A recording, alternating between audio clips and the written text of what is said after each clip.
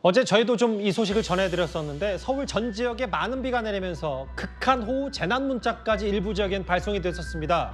그런데 그 극한호우 재난 문자가 발송되지 않은 지역, 서울의 한 강남 아파트, 서울 강남의 한 아파트 단지가 침수가 됐습니다. 여기 진지 얼마 안 됐고 강남 개포동의 고급 아파트 25억이 넘는 데인데 여기 왜 또 침수가 된 거예요? 지금 건설 시공사 측에서는 낮은 지대라서 또 개방형 구조라서 단차가 높지 않아가지고 물이 더 쉽게 들어찬다 이렇게 얘기를 하고 있는데, 지대가 낮다면 애초부터 큰 배수관을 설치를 해야 되는 건 아니었는지, 그리고 주변 아파트들에는 왜 비슷한 침수 피해가 발생하지 않는지 좀 의문입니다. 예. 어제 강남에 비가 많이 왔어요. 그런데 이 아파트의 지하주차장 건물 로비에 지금 보시는 것처럼 침수 피해가 발생했는데, 주민들이 발목까지 잠긴 물을 자기들이 청소도구로 퍼내야 하는 그런 상황이 됐다는 거예요. 예. 그런데 말씀하신 것처럼 이 아파트 시공한 회사가요, GS건설입니다. 국내 예. 굴지의 건설사예요. 그런데 이 GS건설에서 시공을 하고 지은 지 얼마 안 돼서 입주한 지 채 반년이 안 된 신축 아파트에서 이런 일이 벌어진 거고, 심지어 말씀하신 것처럼 매매가가 20억에서 30억대 이르는 엄청난 고급 아파트라는 거예요. 맞아요. 그런데 이게 처음이 아니에요. 지난달에도 비슷한 침수 피해가 발생했었는데, 그때도 건설사 측에서는 퇴적물 때문이다라고 하면서 적절한 대응을 하지 않았거든요.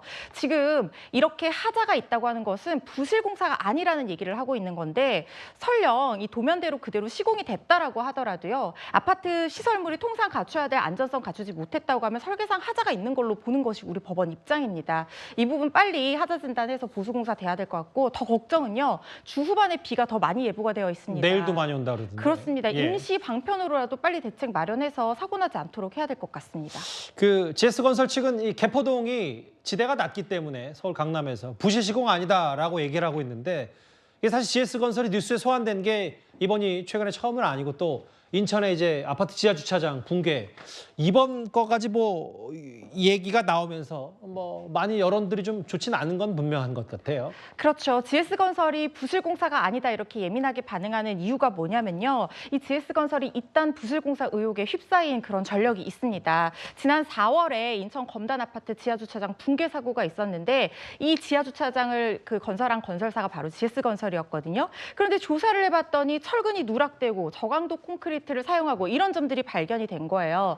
부실공사라는 게 도면에 규정된 대로 재료들을 쓰지 않거나 누락해서 지은 것을 부실공사라고 하는데, 이거는 사실 명백한 부실공사죠. 그러다 보니까 이번 아파트 지금 침수 피해를 당한 입주민들 사이에서도 혹시 부실공사한 거 아니냐 이런 의혹들이 나오고 있는 거거든요.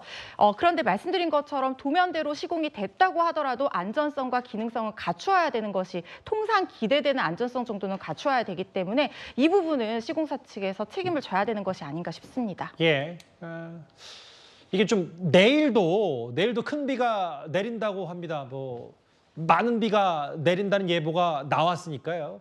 여기 지금 해당 아파트 주민뿐만 아니라 많은 국민들이 좀 걱정이 앞서실 텐데, 비 피해 없도록 긴장의 끈을 늦춰서는 안 되겠습니다.